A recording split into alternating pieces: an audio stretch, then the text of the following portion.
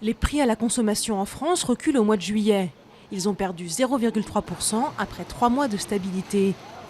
Ces chiffres viennent renforcer les craintes de propagation de la déflation en Europe. Ils constituent une mauvaise nouvelle pour le gouvernement qui a basé son budget sur une prévision d'inflation de 1,2% en moyenne sur l'année. Le convoi humanitaire russe controversé poursuit sa route vers l'Ukraine. Malgré les mises en garde occidentales, il devrait arriver à la frontière mercredi soir.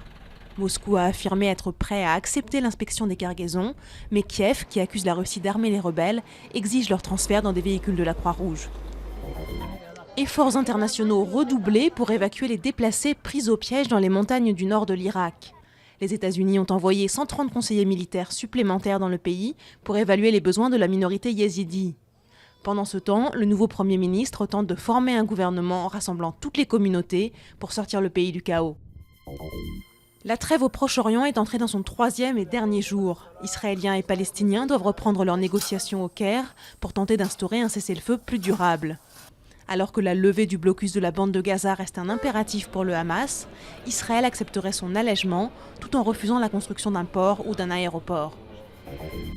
On la surnommait le regard pour ses yeux bleus envoûtants.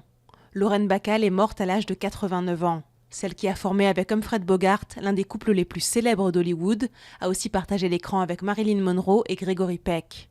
Des Passagers de la nuit à Comment épouser un millionnaire, elle a joué dans une 50aine de films.